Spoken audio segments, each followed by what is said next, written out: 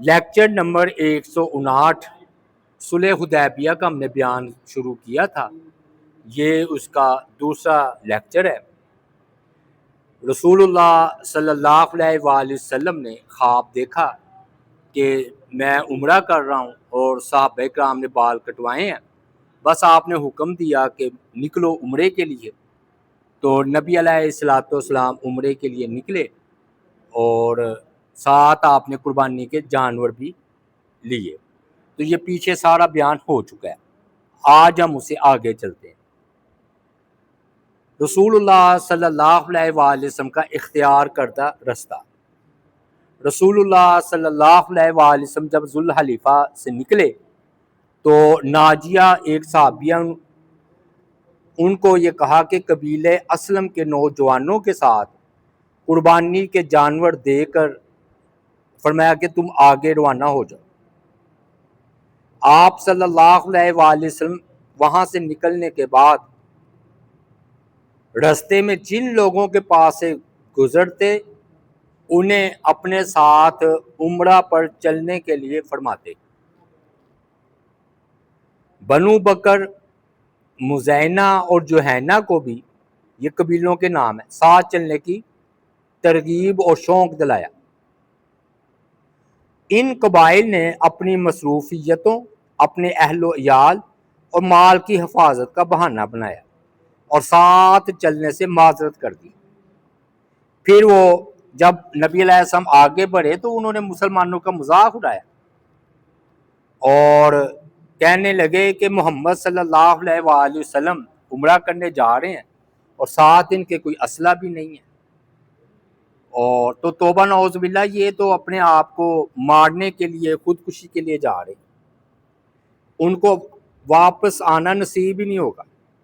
اللہ تعالیٰ نے سورہ فتح میں ان لوگوں کے بارے میں فرمایا کہ دیہاتیوں میں سے پیچھے چھوڑے جانے والے، یعنی کہ جو تھے نا بادی جوہینہ اور مزینہ، ان قبیلوں کے بارے میں فرمایا کہ دیہاتیوں میں سے پیچھے چھوڑے جانے والے لوگ آپ سے ضرور کہیں گے ہمارے اموال اور ہمارے اہل و عیال نے ہمیں مشغول کر دیا تھا، لہٰذا آپ ہمارے لیے مغفرت طلب کریں۔ وہ اپنی زبانوں سے وہ بات کہتے ہیں جو ان کے دلوں میں نہیں ہے۔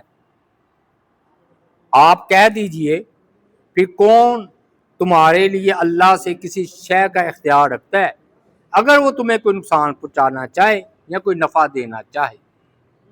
کوئی بھی نہیں، بلکہ جو تم عمل کرتے ہو اللہ اس سے خوب باخبر ہے۔ مطلب یہ ہے کہ اللہ تعالیٰ نے یہ فرمایا کہ یہ جو کافر بہانے بنا رہا ہے تو وہ جو ہے نا کافر ٹھیک نہیں ہے، یہ اصل میں نا پیچھے رہ جانے کا بہانہ ہے، بلکہ ان کے دلوں میں بات یہ ہے کہ اسلحہ بھی ساتھ لے کر نہیں جا رہے، تو بعد میں اسلحہ لے لیا تھا تو اس وقت کی بات انہوں نے کی کہ یہ تو توبہ نعوذ باللہ ادھر مشرکین مکہ ہے اور یہ عمرہ کرنے جا رہے ہیں بغیر ہتھیار کے، تو یہ تو اپنے آپ کو مارنا ہے۔ پھر نہ جب آپ روحا کے مقام پر پہنچے تو نبی علیہ الصلوۃ والسلام کی خدمت میں قبیلہ بنو نہد کے افراد حاضر ہوئے۔ رسول اللہ صلی اللہ علیہ وآلہ وسلم نے انہیں اسلام کی دعوت دی، انہوں نے اسلام کی دعوت قبول نہیں کی۔ اس کے بعد انہوں نے اپنی اونٹنیوں کا دودھ رسول اللہ صلی اللہ علیہ وآلہ وسلم کی خدمت میں ہدیۃً یا تحفۃً پیش کیا تو آپ نے یہ کہہ کر واپس کر دیا کہ میں مشرک کا ہدیہ قبول نہیں کرتا۔ یہاں پر یہ مسئلہ میں آپ کو بیان کرتا ہوں کہ کبھی آپ نے تحفہ قبول کیا بھی ہے، کبھی نہیں۔ جب آپ نے مناسب سمجھا تو مشرک کا تحفہ قبول نہیں کیا، اور مناسب سمجھا تو قبول بھی کیا۔ لیکن دیکھیں نا، آپ نے ان کو اسلام کی دعوت دی ہے تو انہوں نے اسلام کی دعوت تو قبول نہیں کی، تو اب آپ دودھ کا ہدیہ دو گے تو وہ کیا ہے؟ اصل چیز تو اسلام قبول کرنا تھا نا۔ ہاں، آپ نے اپنے صحابہ سے فرمایا کہ تم ان لوگوں سے دودھ جو ہے نا خرید لو، چنانچہ مسلمانوں نے ان سے دودھ خرید لیا۔ اسی طرح بنو نہا سے مسلمانوں نے 3 سانڈے خریدے. جن مسلمانوں نے احرام نہیں باندھے تھے تو وہ سانڈے کھانے لگے، اور احرام والوں نے رسول اللہ صلی اللہ علیہ وآلہ وسلم سے پوچھا کیا حالت ہم احرام میں سانڈے کھا سکتے ہیں؟ تو نبی علیہ السلام نے فرمایا کھاؤ، کیونکہ خشکی کا ہر شکار تمہارے لیے احرام کی حالت میں حلال ہے، تم اسے کھا سکتے ہو، الا یہ کہ جو تم نے خود شکار کیا ہو یا تمہارے لیے شکار کیا جائے وہ نہیں کھا سکتے. حالت احرام میں تم نے خود شکار کیا وہ نہیں کھانا، اور جو تمہارے لیے شکار کیا جائے وہ نہیں کھانا. باقی اگر اس کے علاوہ ہو تو تم کھا سکتے ہو. صحابہ کرام نے عرض کیا اللہ کے رسول ہم نے اسے شکار نہیں کیا، اسے تو دیہاتیوں نے شکار کیا اور ہمیں بطور تحفہ پیش کیا. تو نبی علیہ السلام نے کہا کہ انہیں یہ بات معلوم نہیں تھی کہ تم سے ملاقات ہوگی، چنانچہ انہوں نے تمہارے لیے بھی یہ شکار نہیں کیا تو تم اس لیے کھا سکتے. تو اب نبی علیہ السلام نے ایک آدمی کو بلا کر پوچھا کہ تم کہاں جانا چاہتے ہو، تمہارے قبیلے کا کہاں جانے کا پروگرام؟ تو یاد رکھیے یہ خانہ بدوش تھے، یعنی کبھی ادھر کبھی ادھر. تو ان کے پیچھے ضرورت کیا ہوتی تھی؟ پانی. جہاں پانی کی ضرورت ہوتی تھی ادھر وہ چلے جاتے تھے. تو چنانچہ فرمایا کہ اس نے اے محمد ہمیں پتہ چلا ہے کہ ملل کے علاقے میں بارش ہوئی ہے، تو ادھر خوب جو ہے دودھ دینے والے جانور ہیں، تو میں نے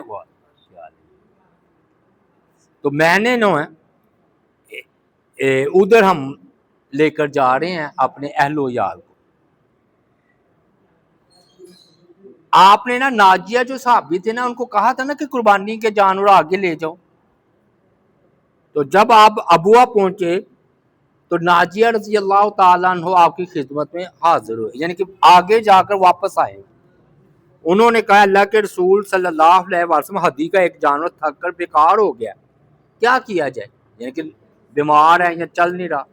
آپ نے فرمایا اس کو ذبح کر دو، نہر کر دو، کیونکہ اونٹ کو ذبح کرنا نہر کہتے ہیں، اور اس کے جو ہے کلادے کو اسی کے خون سے لت پت کر دو، اور تمہارے ساتھیوں میں سے کوئی بھی اس کا گوشت نہ کھائے، اور اس کے درمیان سے لوگوں سے ہٹاؤ، یعنی کہ لوگ کھا پی لیں کیونکہ تم حالت احرام میں ہو. ایک ایما صحابی تھے، انہوں نے اپنے بیٹے خفاف رضی اللہ تعالیٰ عنہ کے ہاتھ نبی کریم صلی اللہ علیہ وآلہ وسلم کو 100 بکریاں دودھ دینے والی تحفے کے طور پر پیش کی. تو نبی علیہ السلام نے ان کے لیے برکت کی دعا دی، فرمایا کہ بارک اللہ فیکم، اللہ تمہیں برکت دے. اسی طرح اہل ودان نے نبی علیہ السلام کی خدمت میں سفید لوبیا، کھیرے، ککڑیاں بطور ہدیہ پیش کی. تو آپ نے انہیں کھانے لگے اور یہ چیزیں آپ کو پسند آئیں. آپ نے کچھ ام سلمہ کو بھی بھیجی جو آپ کی بیوی تھی راستے میں، انہوں نے بھی یہ عمدہ تحفے جو ہیں وہ کھائے. نبی علیہ السلام نے صاحب بن جسامہ رضی اللہ تعالی عنہ کا تحفہ قبول نہیں کیا. تو یہ صحابی تھے مخلص، تو انہوں نے جنگلی گدھا آپ کو تحفہ کے طور پر پیش کیا، آپ نے اسے قبول نہیں فرمایا.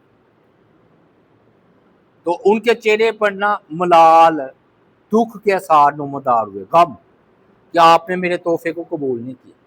جب آپ نے ان کو دیکھا تو آپ نے فرمایا انا لم نردہ الا انا حرم، یعنی کہ میں تحفے کو شکار واپس نہیں دے دیا بلکہ میں حالت احرام میں ہوں اس لیے واپس کیا، کیونکہ یہ شکار انہوں نے آپ ہی کے لیے کیا تھا. تو میں نے بتایا حالت احرام میں شکار کرنا بھی منع ہے اور جو ان کے لیے کرے وہ بھی منع ہو جاتا. تو ان صحابی نے جنگلی گدھا نبی علیہ السلام کے لیے شکار کر کے حالت احرام میں آپ کو تحفے کے طور پر پیش کیا، آپ نے پھر انکار کیا۔ اسی طرح ایک صحابی ہیں، آپ نے دیکھا کہ حدیبیہ میں جب آپ ٹھہرے ہوئے تھے تو ایک صحابی ہیں کعب رضی اللہ تعالی عنہ، وہ ہنڈیا کے نیچے آگ جلا رہے تھے، کھانا پکا رہے ہوں گے، اور جوئیں ان کے چہرے پر گر رہی تھی، اتنی کثرت کے ساتھ جوئیں تھی۔ آپ نے یوزی کا ہوا امو کا حاضی ہی، کیا یہ جوئیں تمہیں تکلیف دے رہی ہیں؟ تو انہوں نے کہا جی ہاں، چہرے پر گر رہی ہیں۔ تو آپ نے پھر فرمایا اپنے سر کے بال منڈوا دو۔ حالت احرام میں منڈوانا سر منع ہوتا ہے نا، تو جب لیکن تکلیف ہو تو اللہ تعالیٰ نے فرمایا فمن کان منکم مریضا او به اذى من راسه ففدیۃ من صیام او صدقۃ او نسک۔ پھر اگر کوئی شخص بیمار ہو یا اس کے سر میں کوئی تکلیف ہو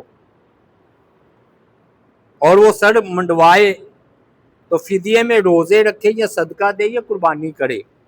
تو نبی علیہ الصلوۃ والسلام نے فرمایا کہ تم ایسا کرو 6 کلو 300 گرام اناج 6 مسکینوں کو کھانا کھلا دو،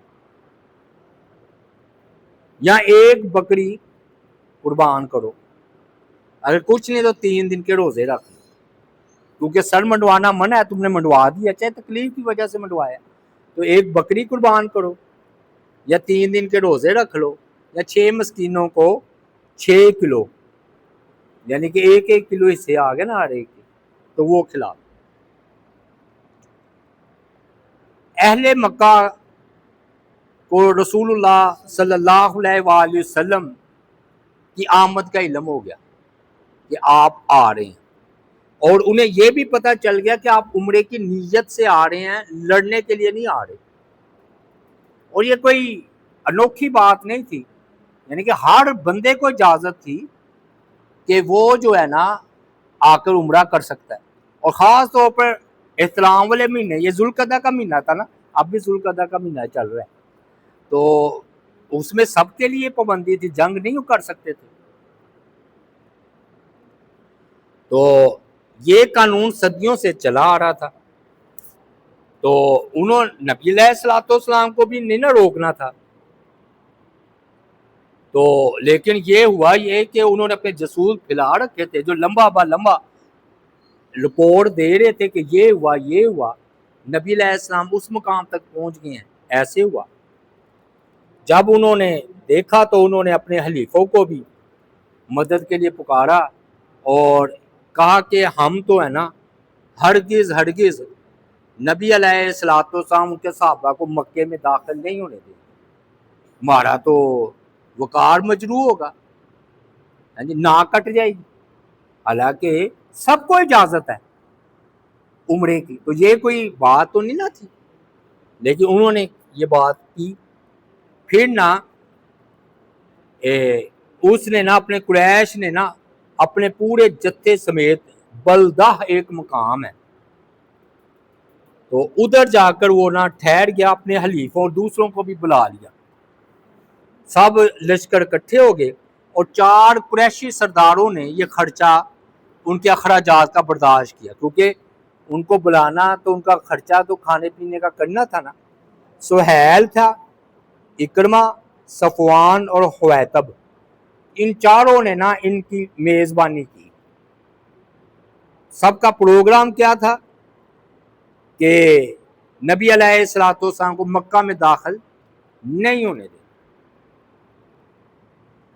تو ابن ہشام نے کہا کہ نبی علیہ السلام جب اسفان پہنچے، ایک مقام کا نام ہے، تو وہاں بشر صحابی جو ہے نا کعبی خزائی آپ کی خدمت میں آ پہنچے، انہوں نے ساری رپورٹ آپ کو پیش کی اور عرض کی اللہ کے رسول قریش آپ کی آمد کی اطلاع پا کر بچوں عورتوں سمیت نکل آئی ہیں، انہوں نے چیتوں کی کھالیں پہنی ہوئی ہیں اور ذو طوا میں پڑاؤ ڈالے ہوئے ہیں، وہ اس بات پر قسمیں اٹھا رہے ہیں کہ وہ آپ کو کبھی بھی مکہ میں داخل نہیں ہونے دیں گے۔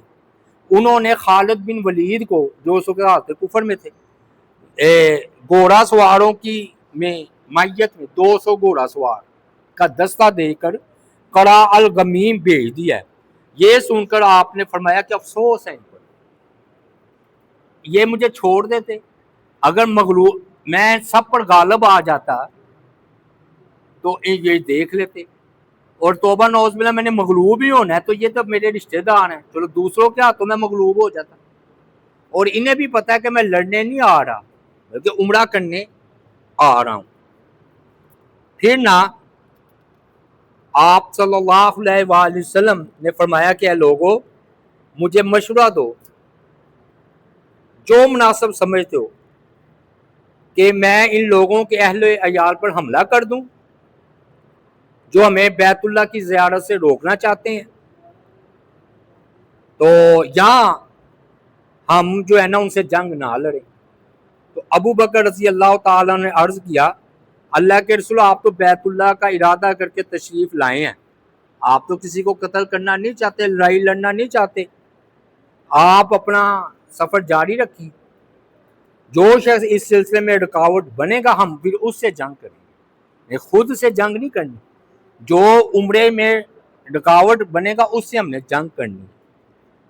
آپ نے فرمایا تم نے ٹھیک کہا اے ابو بکر، آپ نے ان کا مشورہ قبول کیا، فرمایا اپنا سفر جو ہے نا یہ جاری رکھو۔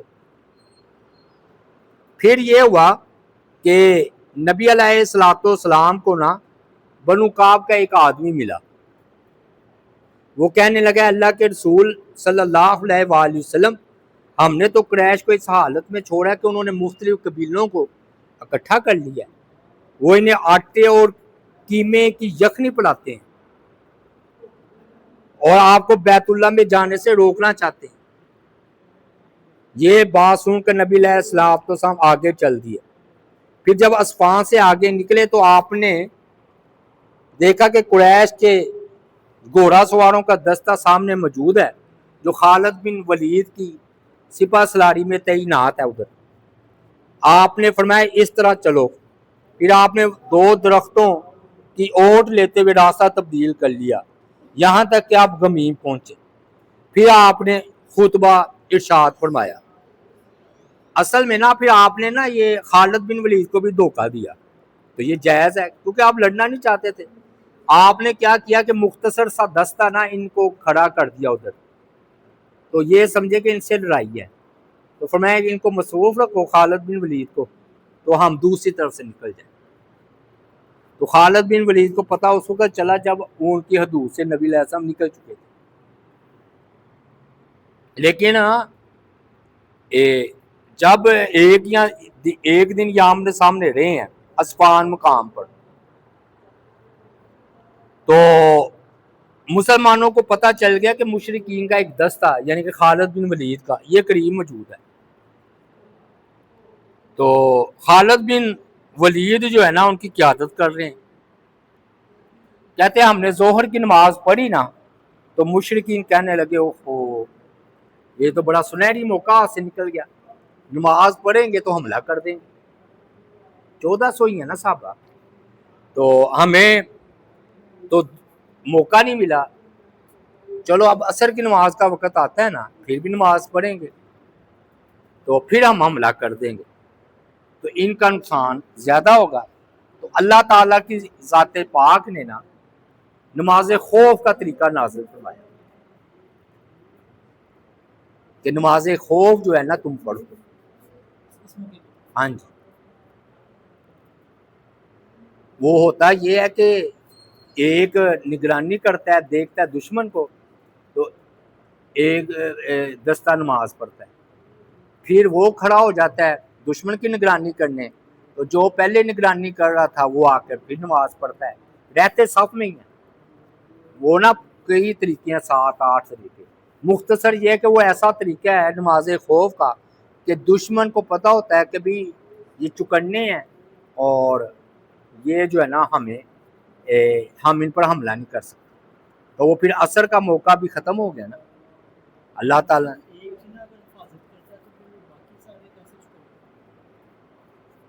ایک نہیں چکنے، یہ سارے نماز پڑھ رہے ہیں نا، تو نماز پڑھنے کا ایسا طریقہ ہے کہ نماز ہی کی حالت میں دشمن کی طرف نگاہ رکھ سکتے ہیں.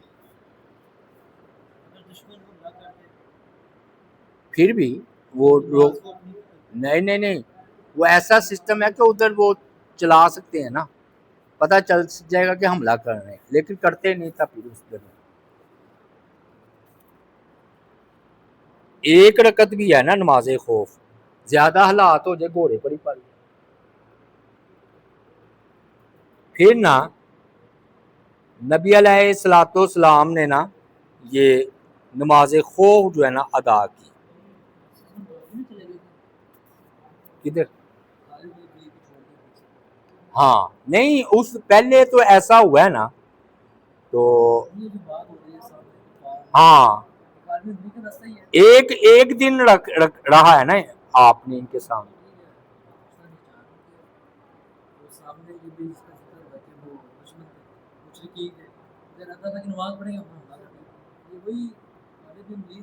نہیں کوئی دوسرا ہے، خالد بن ولید کا بھی ذکر ہے نا کہ ہم رسول اللہ صلی اللہ علیہ وسلم، یہ نا ابو ایاز زرقی رضی اللہ تعالیٰ عنہ بیان کر رہے ہیں کہ ہم رسول اللہ صلی اللہ علیہ وآلہ وسلم کے ساتھ اصفان میں تھے، مشرکین کے لشکر کی قیادت خالد بن ولید کر رہے تھے.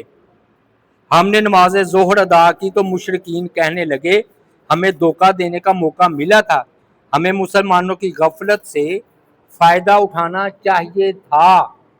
جب مسلمان نماز پڑھ رہے تھے اگر ہم اسی وقت ان پر حملہ کر دیتے تو یہ انہیں نقصان پہنچانے کا بہترین موقع تھا. چنانچہ ظہر اور عصر کے درمیان آیت کسر یعنی کہ نماز خوف نازل ہو گئی. پھر جب نماز عصر کا وقت ہوا تو رسول اللہ صلی اللہ علیہ وسلم قبلے کی طرف کھڑے ہو گئے نماز پڑھنے کے لیے. اس وقت مشرکین آپ کے سامنے موجود تھے. صحابہ کرام نے آپ کے پیچھے 2 صفیں بنائی. رسول اللہ صلی اللہ علیہ وسلم نے رکوع کیا تو صحابہ نے بھی رکوع کیا. پھر آپ نے سجدہ کیا تو صرف اگلی صف والوں نے سجدہ کیا، پچھلی صف والے صحابہ ان کی حفاظت کے لیے کھڑے رہے. پھر جب انہوں نے 2 سجدے کر لیے اور سیدھے کھڑے ہو گئے تو پچھلی صف والوں نے سجدے ادا کیے، کیونکہ سجدے کی حالت میں غافل زیادہ ہونا تھا نا. تو تمام صحابہ کرام نے رکوع کیا، پھر آپ نے اور اگلی صف والوں نے سجدے کیے، لیکن پچھلی صف والے ان کی حفاظت کے لیے کھڑے رہے. جب رسول اللہ صلی اللہ علیہ وسلم اور اگلی صف والے بیٹھ گئے تو پھر پچھلی صف والوں نے سجدے ادا کیے. گویا ایک بار یہ سجدہ کرتے اگلی صف والے، دوسری مرتبہ پچھلے والے سجدہ کرتے، تو یا تو یہ قیام کی حالت میں ہو جاتے اور دشمن کی طرف نگاہ اٹھتی. تو اس طرح یہ ان کا جو ہے نا سازش مشرکین کی ناکام ہو گئی. تو یہ بہرحال جی نماز خوف کا کہتے ہیں جی پہلی مرتبہ اصفان کے مقام پر یہ حکم نازل ہوا ہے صلح حدیبیہ کی موقع پر. تو اللہ تعالیٰ سے دعا ہے اللہ تعالیٰ عمل کی توفیق عطا فرمائے. وما علینا الا البلاغ المبین.